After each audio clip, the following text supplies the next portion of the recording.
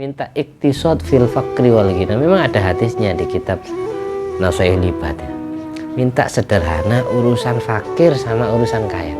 Kalau memang engkau mentakdir saya jadi orang fakir, jangan terlalu fakir ya Allah. Kalau memang engkau mentakdir saya jadi orang kaya, jangan terlalu kaya.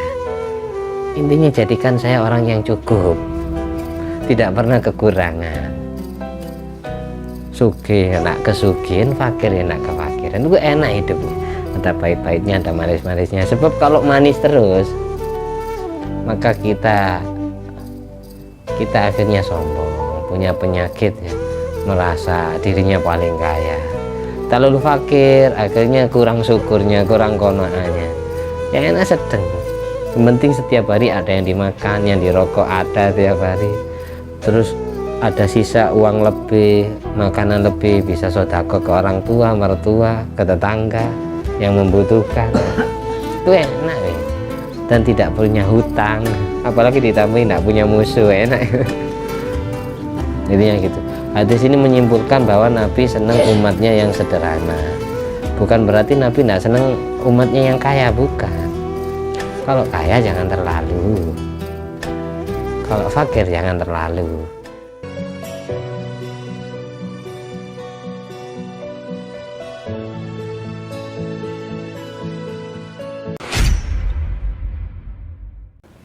Assalamualaikum warahmatullahi wabarakatuh. Waalaikumsalam warahmatullahi wabarakatuh. Bismillahirrahmanirrahim. Alhamdulillahirabbil alamin alladzi bi ni'mati tatimmus shalihat wa bi dzikri sulahai tatanazzalur rahmat wal barakat. Wassalatu wassalamu ala sayyidi sadat sayyidina maulana Muhammadin qutbil qadat wa ala alihi wa ashabihi al-ajmiz zahirat. Amma ba'du. Di malam hari ini kita semua meneruskan pengajian Kitab Nurul Iman, cahaya keimanan di dalam hati, yang mengumpulkan 50 hadis. Kita sampai di hadis yang ke-27, hadis Sahih Bukhari Muslim muttafaq alaih. Semoga jadi ilmu yang bermanfaat dan barokah fi dunya wal akhirah, bi niyati ridha ilahi ta'ala wa li syafaati Nabi Muhammadin sallallahu alaihi wasallam. La hadra jami' abai wa ikhwani minal anbiya wal mursalin wa jami' ahli kullin wa sahaba wa qarabah wa tabi'in wa tabi'in wa misanin wa din jamil malaikatil muqarrabin wa jami' hamalatil arsi wa jami' ru'asail malaikatil arba'ah radhiyallahu anhum salawatullah wa salamu alaihim ajma'in jami'atil arba'atil mujtahidin wal qurra'ul hufad wal fasirin wa ulama'il amilin wa syuhada wa salihin wa sadati sufiyah wa muqallidin fiddin wa jamil fuqaha wal muhadithin jami'ul ajma'in wa jami'in mu'allif hadhil kitab jamil ulama wal awliya al-madhkur asma fi hadal kitab jami' masyaihina Indonesia, jami' awliya tis'ah, jami' walidaina, nama kedua orang tuanya, bapaknya.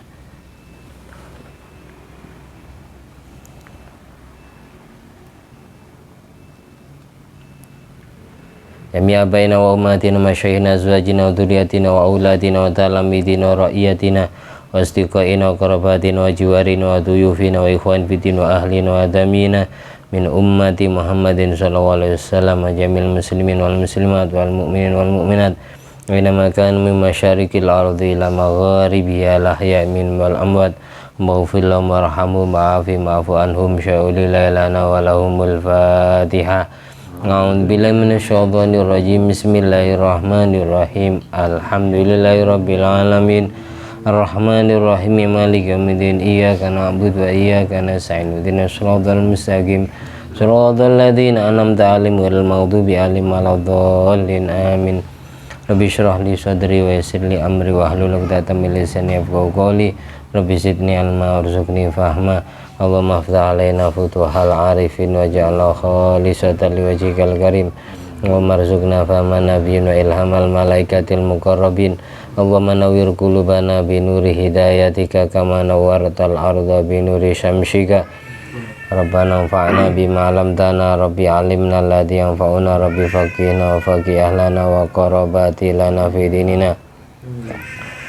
Allahumma salli ala ruhi sayyidina Muhammadin fil arwah wa ala jasadi fil ajsad wa ala qabri fil kubur wa ala alihi washabihi wasallim. Allahumma salli ala sayyidina Muhammadin wa ala ali sayyidina Muhammad. Allahumma inna na'udzubika min adzabil qabri wa min adzabin nar wa min fitnatil mahya wal mamat wa min fitnatil masihid dajjal. Allahumma inna na'udzubika min ilmin la yanfa' wa qalbin la yakhsha wa amalin la yurfa' wa du'ain la yusma'. Allahumma salli ala sayyidina Muhammadin wa ala sayyidina Muhammad ma'danil jud wal karam bail ilmi wal hilmi wal ikami wa barik wa sallim alhamdulillahirabbil alamin.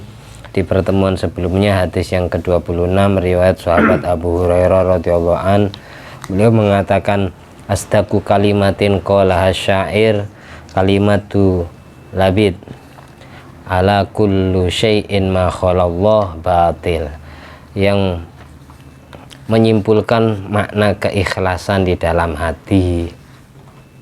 Segala sesuatu yang selain Allah itu semuanya salah.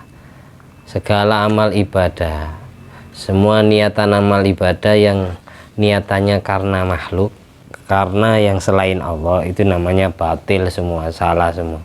Contohnya, kita ibadah karena takut masuk neraka. Kita ibadah ingin mendapatkan pahala surga. Kita ibadah ingin supaya rezekinya lancar. Kita ibadah supaya dipuji orang, dilihat orang. Pokok semuanya yang berbau selain Allah itu namanya riya, tidak ikhlas berarti. Tidak iyyaka na'budu wa iyyaka nasta'in. Karena surga itu makhluknya Allah, neraka itu makhluknya Allah. Jadi tidak pantas dijadikan cita-cita, tidak pantas kita takuti. Jadi seolah-olah orang yang ibadahnya seperti itu nyembah surga, nyembah neraka, bukan menyembah kepada Tuhan yang menciptakan surga neraka. Orang yang niatan ibadahnya biar rezekinya lancar, baca surat Waqiah biar kaya, sholat duha biar kaya. Jadi nyembah rizki, menuhankan rizki. Makan biar kenyang, berarti menuhankan makanan. Minum obat biar sembuh, berarti menuhankan obat.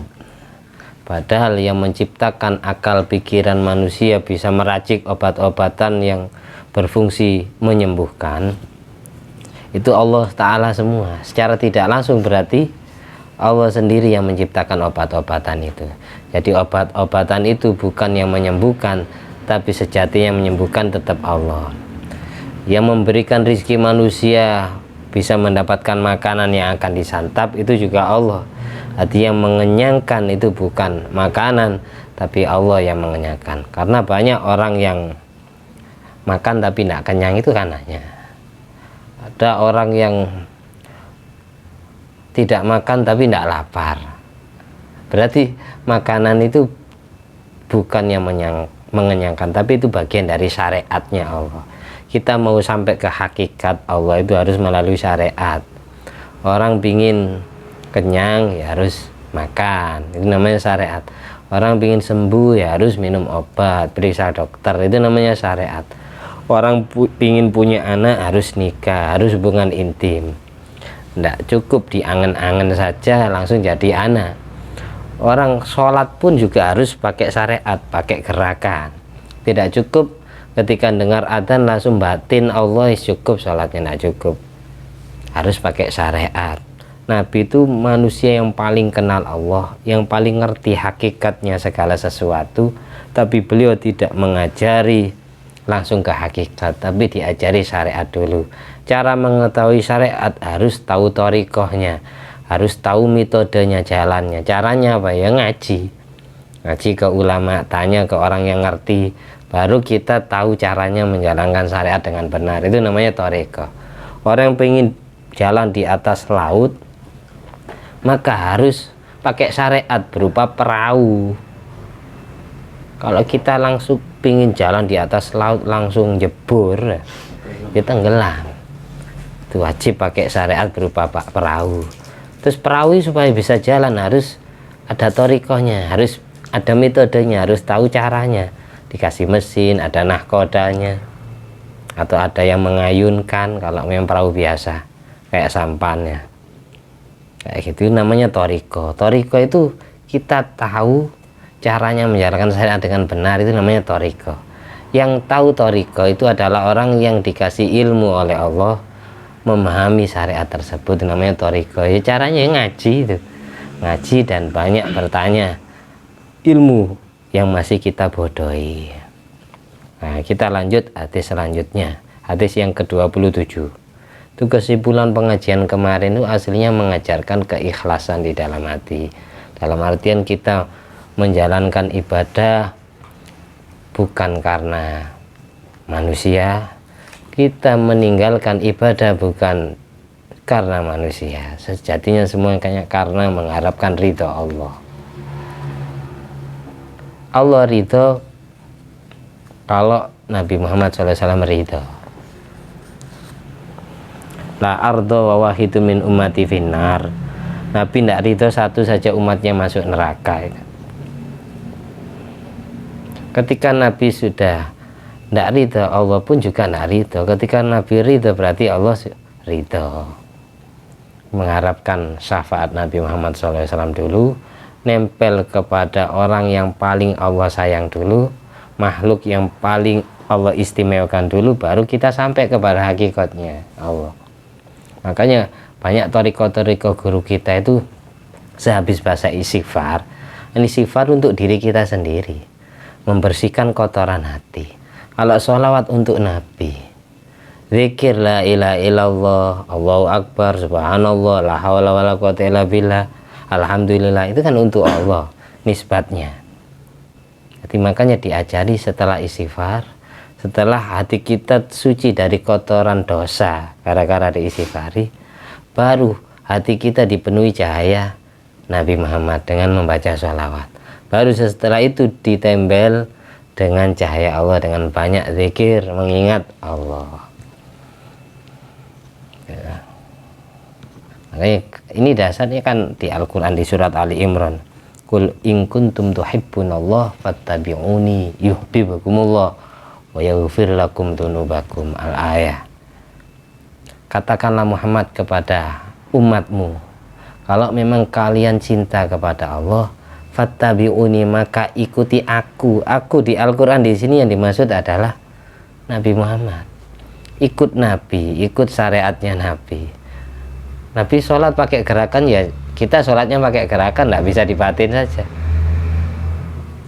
Nabi makan baca bismillah dulu, kita sebelum makan baca bismillah, itu namanya ikut Nabi. Nabi pakaian baca doa dulu, lepas pakaian baca doa dulu, itu namanya ikut Nabi. Ketika kita sudah banyak mengikuti sunnah Rasulullah SAW, yuhibbukumullah, maka kita akan menjadi manusia yang Allah cintai. Wa yaghfir lakum dzunubakum, dosa kita otomatis Allah ampuni. Jadi dengan menjalankan sunnah Rasul itu mengangkat derajat kita menjadi kekasih Allah dan terampunkan dosa-dosanya. Jadi jangan meremehkan urusan sunnah meskipun hanya sepele kayak. Kita lanjut hadis ke-27, an Amr bin Auf al-Ansari radhiyallahu anhu ta'ala, an Rasulillah sallallahu alaihi wasallam qala, diikuti adzunnukum qad sami'tum anna Aba Ubaidata qadima bi syai'in minal bahraini fa abshiru wa ammilu ma rakama fa wallahi mal faqru akhsha alaikum walakin akhsha alaikum antubasata alaikumud dunya kama busitot alaman kana qablakum fatanafasuha kama tanafasuha fatuhlikukum kama ahlakathum. Rawahul Bukhari wa Muslim.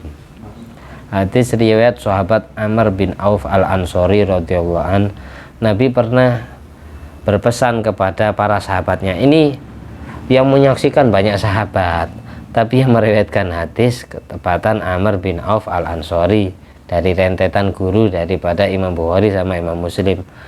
Kenapa kok demikian? Karena bahasanya Nabi kalian, adzunnukum, aku menduga kalian.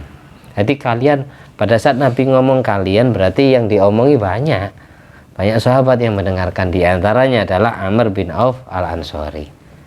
Adzunnukum qad sami'tum, aku mengira kalian telah mendengar berita anna Aba Ubaidata qadima bi syai'in minal bahraini, bahwa sesungguhnya sahabat Abu Ubaidah atau yang punya nama asli Amir bin Al-Jarrah telah datang membawa sesuatu dari dua laut. Jadi sahabat Abu Ubaidah ini pernah jadi penyelam lah, sampai ngambil harta karun atau barang yang berharga di dasar laut, diantaranya mutiara, intan permata, batu karang yang mahal harganya, kayak kayu-kayu yang tumbuh di dalam dasar laut. Ini pernah diambil oleh Abu Ubaidah. Abu Ubaidah ini pernah menyelam ke dalam dua laut, lalu membawa harta karun yang sangat mahal harganya, diantaranya adalah intan permata, mutiara.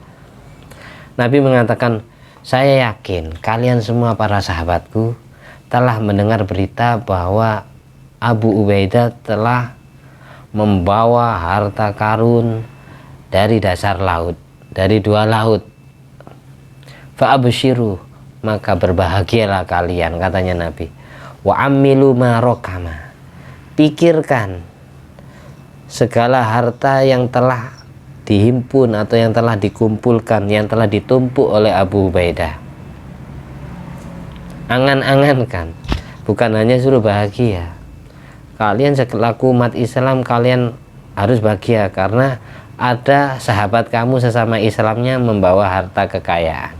Yang jelas untuk berjuang, kekayaannya untuk dibuat membela agamanya Allah. Tapi perlu kamu catat, katanya Nabi, wa amilu ma rokama, kalian pikirkan terlebih dahulu, kalian angan-angankan terlebih dahulu segala harta yang Allah rizkikan, yang telah dihimpun, yang telah ditumpuk oleh Abu Ubaidah. Fa wallahi, demi Allah, mal fakru akhsha alaikum, tidaklah menjadi fakir miskin itu lebih sangat mengkhawatirkan aku terhadap kalian. Katanya Nabi, kalau kalian umatku jadi fakir, itu bukan sesuatu yang mengkhawatirkan atau yang menakutkan diriku. Walakin akhsha alaikum, tapi yang aku khawatirkan kepada kalian semua wahai umatku, antu besatu alaikum dunia, ketika dunia Allah hamparkan dengan seluas-luasnya untuk kalian, kama busitot kamang alamang kana qablakum, sebagaimana telah Allah karuniakan kepada umat-umat sebelum kalian. Kayak umatnya Nabi Musa, Fir'aun diberi harta kekayaan, Korun diberi harta kekayaan, sampai dia tenggelam di dalam bumi, ditelan bumi bersama harta-hartanya. Yang aku khawatirkan bukan setelah aku mati kalian jadi fakir miskin, tapi yang aku khawatirkan takut umatku jadi orang kaya semua sebagaimana umat-umat sebelum kalian, umat-umat nabi-nabi sebelum aku. Fatana fasuha, kemudian kalian bersaing urusan dunia, kama tanafasuha, sebagaimana umat terdahulu juga bersaing urusan dunia, berlomba-lomba kaya-kayaan. Fatuh likakum, sehingga kekayaannya, dunianya dapat menghancurkan kalian, kama ahlakathum, sebagaimana Allah telah menghancurkan umat-umat sebelum kalian.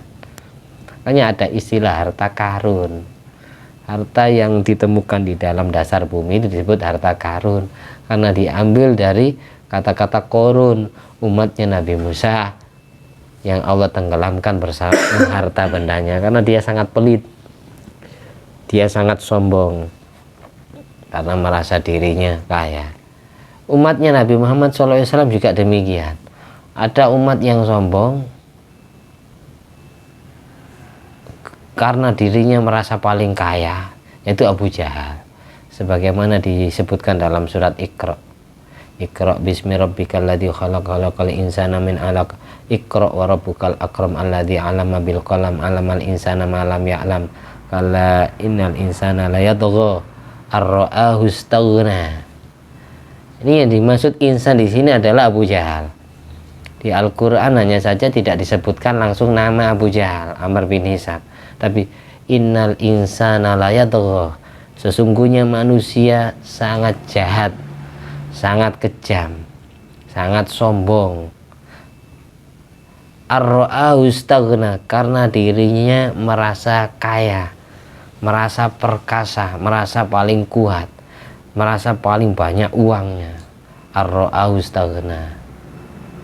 Inna ila rabbika ruj'a. Dia lupa kalau dia kelak akan pulang kampung kepada Allah. Ini contohnya orang sombong karena kekayaannya, itu Abu Jahal di masa Nabi. Dia sombong sampai gini, Muhammad, kalau kamu masih berani sholat di hadapanku, maka akan aku injak lehermu. Apakah kamu tidak tahu, saya adalah orang yang paling perkasa di bangsa Quraisy ini. Saya yang paling banyak prajuritnya, ribuan anak buah saya. Apakah kamu tidak takut? Ini kesombongan Abu Jahal ketika mengatakan kepada Nabi. Nah, ya. Jadi kesimpulannya, orang hidup itu ya yang sederhana. Makanya di dalam doanya Syed Muhammad bin Alwi bin Abbas al-Maliki itu, Allahumma inna nas'alukal iktisad fil fakri wal ghina.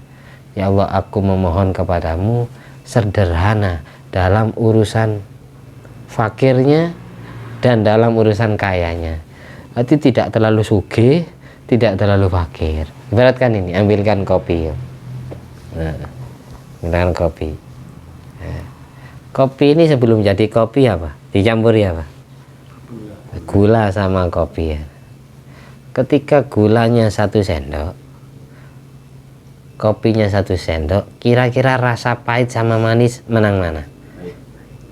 Masih menang pahit. Ketika gulanya 1 sendok, kopinya 1 sendok, masih unggul kopinya, pahitnya yang unggul. Ketika gulanya kita tambahi 1 sendok, kita tambahi 1,5 sendok, dengan kopi 1 sendok, rasanya gimana? Masih seimbang antara pahit sama manisnya. Ketika gulanya 2 sendok, kopinya 1 sendok, menang gulanya, menang manisnya. Ketika gulanya 3 sendok, kopinya tetap 1 sendok, nah, maka terlalu kelegen, terlalu manis. Orang hidup itu kayak gitu ya. Hidup terlalu pahit ya tidak enak, hidup terlalu kaya juga tidak enak. Yang sedang biar ada manis-manisnya, ada pahit-pahitnya, itu enak, nikmat. Kayak gitu. Di kopi ini ada makna filosofi hati sih ini sebenarnya, tanpa kita sadari. Makanya di dalam doanya Syed Muhammad Ibnu Sulaiman al-Juzuli Sahibud Dalailul Khairat kayak gitu, minta iktisad fil fakri wal ghina. Memang ada hadisnya di kitab Nasaihul Ibad ya. Minta sederhana urusan fakir sama urusan kaya. Kalau memang engkau mentakdir saya jadi orang fakir, jangan terlalu fakir ya Allah. Kalau memang engkau mentakdir saya jadi orang kaya, jangan terlalu kaya. Intinya jadikan saya orang yang cukup, tidak pernah kekurangan. Sugih enak kesugihan, fakir enak kefakiran. Itu enak hidupnya. Ada pahit-pahitnya, ada manis-manisnya. Sebab kalau manis terus, maka kita akhirnya sombong, punya penyakit ya, merasa dirinya paling kaya. Terlalu fakir, akhirnya kurang syukurnya, kurang qanaahnya. Ya enak sedang. Yang penting setiap hari ada yang dimakan, yang dirokok ada tiap hari. Terus ada sisa uang lebih, makanan lebih, bisa sedekah ke orang tua, mertua, ke tetangga yang membutuhkan. Itu enak ya. Dan tidak punya hutang, apalagi ditambahin tidak punya musuh, enak. Intinya gitu. Hadis ini menyimpulkan bahwa Nabi senang umatnya yang sederhana. Bukan berarti Nabi tidak senang umatnya yang kaya, bukan. Kalau kaya jangan terlalu, kalau fakir jangan terlalu. Makanya ada hadis lain, kadal fakru kufron, hampir saja kefakiran itu dapat menjadikan manusia kufur, menjual agamanya. Gara-gara banyak hutang, akhirnya datang ke tempat pesugihan. Kepepet ya, peteng nguyul, ngapi ngepet ya. Gara-gara terlalu kaya, akhirnya dia cinta dunia, sayang sodako. Coba amin bayangkan, orang terlalu manis hidupnya itu contohnya ya, isinya dalam rumah cuma kedua orang tua sama anak 2, 4 ya. Punya rumah 10, punya mobil 10, punya motor 5 misalnya.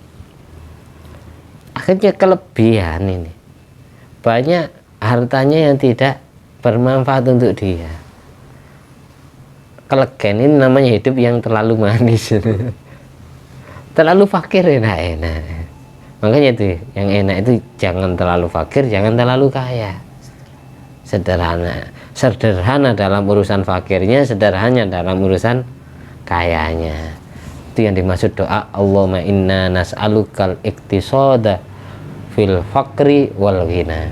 Minta dijadikan orang sederhana dalam urusan fakirnya dan dalam urusan kayanya. Kopi kelegen tidak akan, kopi terlalu banyak gula tidak akan dapat dirasa nikmatnya kopi. Kopi terlalu pahit tidak akan bisa dirasa nikmatnya gula. Jadi yang penting ada pahitnya, ada manisnya, sama-sama dirasa oleh lidah. Nikmat, paling nikmatnya kopi kan itu, ada pahitnya, ada manisnya. Terlalu pahit nah enak, terlalu manis juga nah enak. Dan yang paling terakhir, An Jabir radhiyallahu anhu, ikuti. An Jabir radhiyallahu anhu,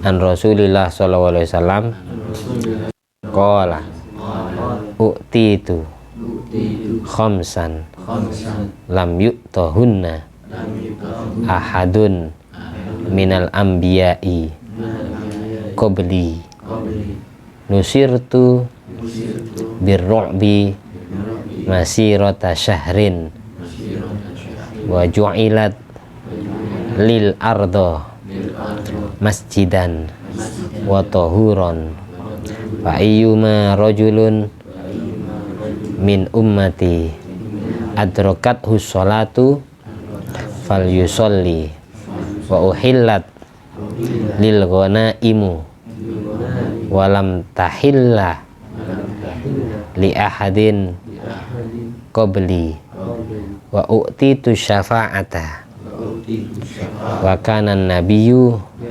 yub'atsu ila qaumihi khassatan wa bu'itsu ilan nasi ammatan. Rawal Bukhari ya Muslim. Hadis ini menyimpulkan hadis riwayat sahabat Jabir bin Abdillah. Katanya Nabi, aku diberi 5 perkara yang tidak pernah Allah berikan kepada nabi-nabi sebelum aku. Nabi-nabi sebelum Nabi Muhammad ini jumlahnya ya 124.000 sama Rasulullah SAW. 124.000 nabi dikurangi 1 Rasul kita. Itu semuanya ribuan nabi itu tidak pernah diberi 5 perkara ini. 5 hal ini hanya Allah berikan kepada Nabi Muhammad SAW dan kepada umatnya. Yang pertama apa? Nusirtu birru'bi masirata syahrin. Nabi diberi keistimewaan, ditolong oleh Allah, ditakuti, disegani oleh tentara musuh dalam perjalanan 1 bulan. Jadi tentara musuh mendengar berita tentara Islam mau datang, kalau ibaratkan jalan kaki 1 bulan, itu sudah ditakuti, sudah berwibawa. Mereka sudah lari terbirit-birit, meskipun jumlahnya besar. Itu keistimewaannya. Lalu tentara perang Badar Kubra itu 313 lawan 1000, masih menang. Perang Uhud meskipun kalah sementara tapi kemudian kan terus menang. Perang Hunain, perang Khandaq, perang Khaybar, perang Bani Quraidah, perang Bani Nadir, perang Bani Mustalik. Banyak peperangan syariah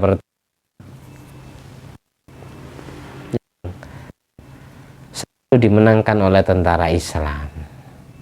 Makanya kemudian orang Yahudi, Bani Qainuqa, Bani Quraidah, Bani Nadir ini kemudian sepakat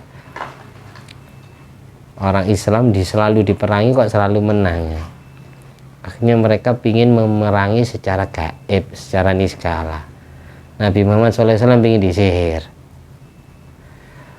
Nabi Muhammad SAW diperangi secara gaib, selalu tidak mempan, disantet tidak pernah mempan.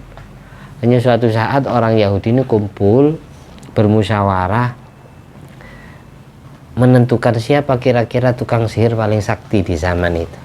Hanya semuanya mengkerucut pendapatnya ke Lubaid bin Al-Aqsam. Ada dulu tukang sihir Yahudi punya anak 11 yang bernama Lubaid bin Al-Aqsam.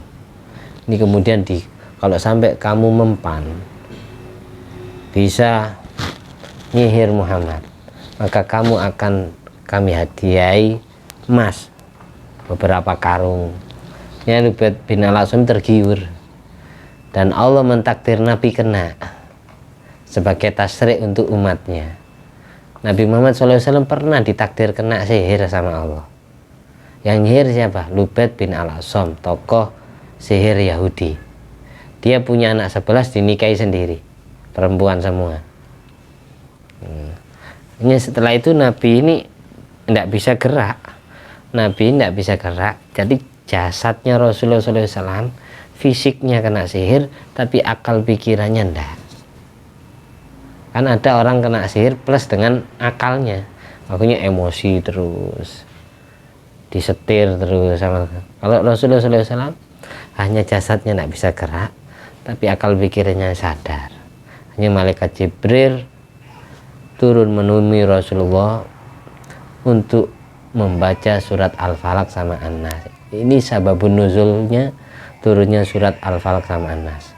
Makanya diawali kul, ucapkanlah Muhammad, a'udzu birabbil falaq, aku berlindung dengan Tuhannya waktu fajar, min syarri ma khalaq, dari kejelekan makhluk Allah, wa min syarri ghasikin idza waqab, dari kejelekan penyakit, virus, wabah yang Allah ciptakan di malam hari, wa min syarrin naffatsati fil uqad, dari kejelekan beberapa tukang sihir wanita yang biasa meniupkan sihirnya fil uqad, dalam ikatan-ikatan sihir, wa min syarri hasidin idza hasad, dan dari kejelekan orang-orang yang iri hati. Yang terakhir di surat An-Nas, wa min syarril waswasil khannas alladzi waswisu fi sudurin nas minal jinnati wan nas, dari kejelekan waswas pembisik dada manusia, baik dari kalangan bangsa jin maupun sesama manusianya sendiri. Ini nafasati fil uqad, ini yang dimaksud adalah putri-putrinya Lubaid bin Al-Aqsam. Lubaid bin Al-Aqsam itu membuat boneka yang terbuat dari lilin min syama'in dan dibungkus kain kafan, lalu ditusuk jarum 11, lalu yang suruh niup ke 11 putrinya. Jadi seolah-olah Rasulullah SAW itu diliputi 11 wanita. Tidak bisa gerak, beliau tidak bisa menyentuh istrinya sendiri. Akhirnya setelah malaikat, setiap Rasulullah SAW ketika disuruh baca sama malaikat Jibril Al-Falaq sama An-Nas ini, satu ayat terbaca, satu ikatan sihir terlepas. Dua ayat terbaca, satu ikatan sihir terlepas lagi. Nah, kan 11 ikatan sihir. Makanya ayatnya surat Al-Falaq sama An-Nas jumlahnya 11. Qul a'udzu birabbil falaq min syarri ma khalaq wa min syarri ghasikin idza waqab wa min syarri nafatsati fil 'uqad wa min syarri hasidin idza hasad. 5. Qul a'udzu birabbin nas malikin nas ilahin nas min syarril waswasil khannas alladzi yuwaswisu fi sudurin nas minal jinnati wan nas. Berapa? 11 ikatan sihir yang melembangkan adalah 11 putrinya Lubait bin Al-A'sam, yang melambangkan juga 11 jarum yang ditancapkan di boneka lilin yang dibungkus kain kafan. Lalu setelah sihirnya terlepas, Rasulullah SAW memanggil para sahabatnya, diantaranya adalah Sayyidina Ali bin Abi Thalib, untuk datang ke sebuah sumur Dharwan namanya. Sumur Dharwan didatangi sama Sayyidina Ali, disuruh sama Rasulullah SAW, wahai Ali, ajak sahabat-sahabat yang lain untuk mengangkat batu besar di dalam sumur Dharwan. Angkat. Nabi tidak ngasih tahu ada apa di dalam sumur ini. Lalu setelah itu dikerek, batunya diangkat, di bawah batu terdapat boneka yang bikinan Lubait itu.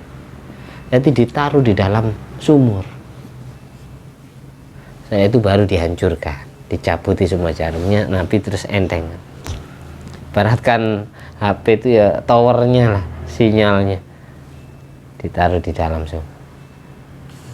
Jadi sihir itu enggak patut kita takuti, tetap kita beriman kepada barang gaib, memang ada, tapi tidak boleh kita takuti. Kita takut hanya kepada Allah. Kan Nabi sudah mengajarkan doa penangkal sihir, ya baca surat Al-Falaq An-Nas, betul-betul minta perlindungan kepada Allah agar terhindar dari 5 hal yang berbahaya tadi. Terus Nabi juga mengajarkan doa, ya baca itu Bismillahirrahmanirrahim la yadurru ma'asmi syai'un fil ardi wala fis sama'i wa samiul alim. Baca 3 kali tidak bernafas. Ada di rotip-rotip ini banyak. Jadi Bismillahirrahmanirrahim la yadurru ma'asmi syai'un fil ardi wala fis sama'i wa samiul alim. Bismillahirrahmanirrahim la yadurru ma'asmi syai'un fil ardi wala fis sama'i wa samiul alim. Bismillahirrahmanirrahim la yadurru ma'asmi syai'un fil ardi wala fis sama'i wa samiul alim. Tiupkan ke kedua telapak tangannya 3 kali, lalu usapkan ke seluruh tubuh. Insya Allah bisa mengunci ilmunya tukang sihir. Sebesar apapun yang dia kirim, sebesar itu pula balik ke orangnya. Jadi senjata makan Tuhan. Itu istiqomah kan habis sholat fardu, insya Allah selamat terus. Nabi manusia paling sempurna, kurungan paling ngetop ya. Masih Allah takdir terkena. Mengapa? Buat pelajaran bagi umatnya bahwa ilmu sihir itu betul-betul ada. Kalau memang tidak ada, tidak mungkin diceritakan di Al-Quran. Cerita yang saya ceritakan tadi termaktub di dalam kitab Hasyiatus Sawi dan Hasyiyah Futuhatul Ilahiyah. Itu memang saya ceritakan sesingkat mungkin. Aslinya ceritanya panjang. Baca sendiri bagi yang tahu baca. Terus kita lanjut. Yang kedua, istimewanya Rasulullah SAW dengan nabi-nabi sebelumnya adalah waju'ilat lil ardu masjidan wa tahuron fa ayyuma rajulun min ummati adrakathu sholatu falyusolli. Semua lapisan bumi ini Allah jadikan bisa jadi tempat sujud. Kita bangun masjid di mana saja bisa, kita sholat di mana saja bisa. Bumi itu suci. Jadi semua bumi itu suci. Yang membuat bumi itu najis karena kedatangan najis, kayak dikencingi, dikotori, ditai. Jadi kita tidak usah was-was ketika tidak pakai sandal. Apalagi bumi habis dihujani sama Allah. Kalau bumi habis dihujani, yang jelas semisal ada najisnya, pasti najisnya ditelan oleh bumi. Kita tidak pakai sandal tetap suci. Apalagi airnya lebih dari 2 kolam. Jadi tidak usah was-was. Kadang orang yang was-was itu gara-gara kakinya peledoan penuh dengan lumpur, was-was dikira najis. Itu suci tuh. Kamu sholat di situ. Dulu para sahabat Nabi sholatnya langsung ke bumi. Masjid Nabawi zaman itu, Masjidil Haram zaman itu masih belum ada marmernya.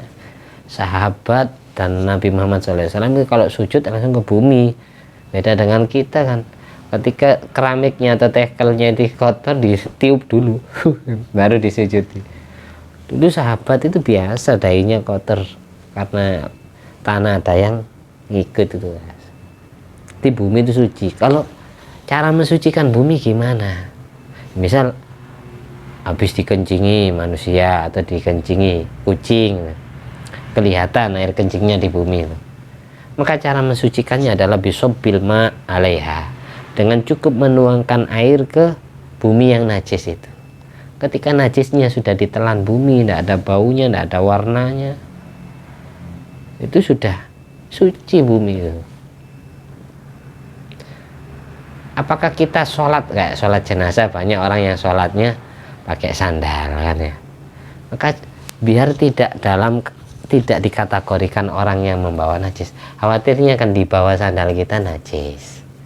Maka caranya kalau sholat jenazah pakai sandal, kalau sandalnya tidak lepas, kecuali sampean yakin kalau bawa sandalnya suci, tidak ada kotorannya, tidak ada najisnya.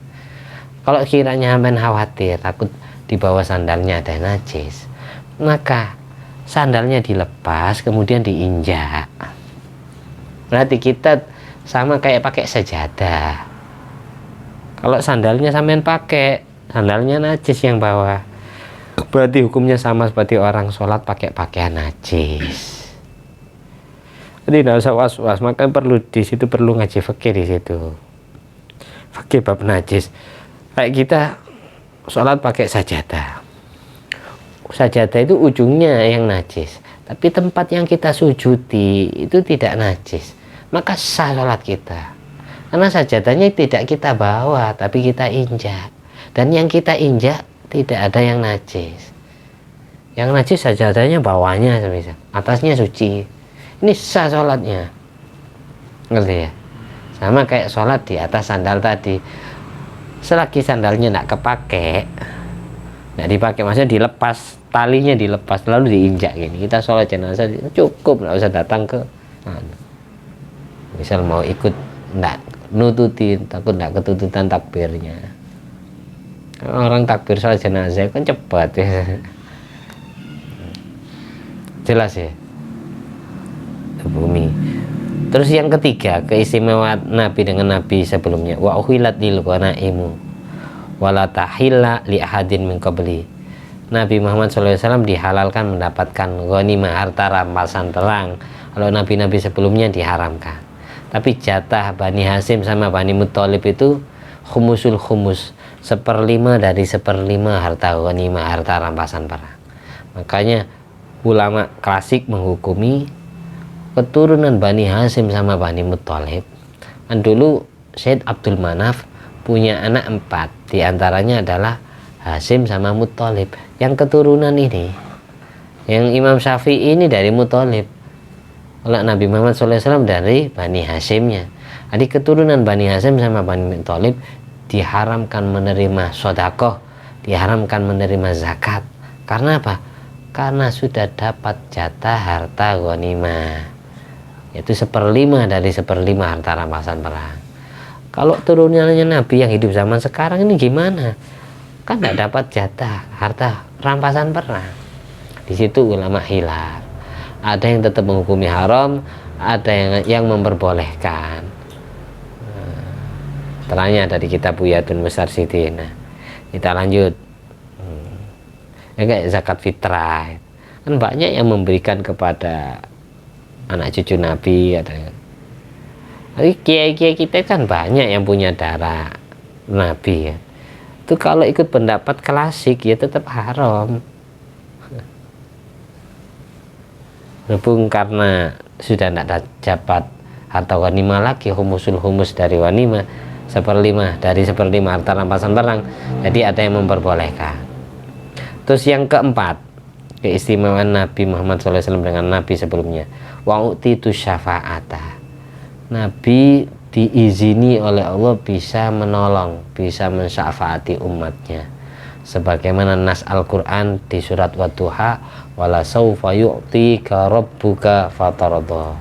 Kalau sudah Tuhanmu memberikan atau anjazilan, yang dimaksud adalah syafaat, fatardah, maka hatimu puas Muhammad, hatimu ridho. Nabi tidak ridho kalau ada satu saja umatnya yang masih tertinggal di neraka. Siapapun orangnya, meskipun tidak pernah sholat fardu, di dalam hatinya beriman kepada Allah, kepada Rasulullah, itu tetap dibela besok di hadapan Allah, tetap dimasukkan surga. Jadi umat Islam itu ada yang langsung dakhalal jannah bighairi hisab, langsung dapat tiket surga. Ada yang masuk surganya dihisab dengan hisaban yasiro, yang timbangan amalnya sama antara jelek sama baiknya. Yang ketiga, yang timbangan amal jeleknya lebih berat dari amal baiknya. Ini pilihannya ada dua. Kalau Allah mau udziba bi qadri jurmi, disiksa sesuai kadar dosanya. Dan kalau Allah mau afa anhu, Allah maafkan semua kesalahannya gara-gara disyafaati Nabi. Kalau Nabi sebelumnya, kalau sudah umatnya masuk neraka, tidak bisa menolong umatnya. Kalau khusus Nabi Muhammad SAW, khusus umatnya Nabi Muhammad SAW, ini bisa dibela besok oleh nabinya, oleh Rasulullah SAW. Jadi jangan putus asa. Sejelek apapun kita, seterjerumus apapun kita, segera bertobat, segera beristighfar, segera bersolawat kepada Nabi, biar Nabi punya modal untuk bela kita di hadapan Allah. Cinta, kasih sayangnya Nabi kepada umatnya itu sama seperti kasih sayangnya orang tua terhadap anak. Tidak ada ceritanya orang tua tega anaknya dihajar, itu tidak ada. Sejelek apapun anak, namanya anak darah daging sendiri, kalau anak dihajar orang lain itu orang tua tidak akan terima, pasti punya rasa empati tinggi. Demikian pula Nabi melihat umatnya masih disiksa di neraka, Nabi itu tidak terima, tidak ridho. Wala saufa yu'tika rabbuka fatardo, itu Al-Qur'annya, hadisnya la ardo wahidu min ummati finnar. Kasih sayangnya Allah, cintanya Allah kepada Nabi Muhammad SAW sama seperti cintanya seorang suami kepada istri. Kalau sudah istri yang minta, meskipun permintaannya tidak cocok ke hati suami, masih kalah dengan rasa sayang. Seorang suami akan berusaha mengabulkan permintaan istri meskipun tidak menyenangkan hati. Allah pun juga demikian. Karena yang memohon, yang berdoa kepada Allah, ini adalah Nabi Muhammad SAW. Allah tetap tidak tega, karena kalah dengan rasa sayangnya, rasa cintanya Allah kepada Nabi. Ini tidak pernah sholat fardu, mat. Ini tidak pernah puasa Ramadan. Mau dimasukkan ke surga gimana? Kok saya sangat mencintai umatku, masukkan semua ke surgamu ya Allah. Saya tidak akan pernah masuk surgamu kalau umatku masih ada yang tertinggal di neraka. Akhirnya mau tidak mau Allah kabulkan.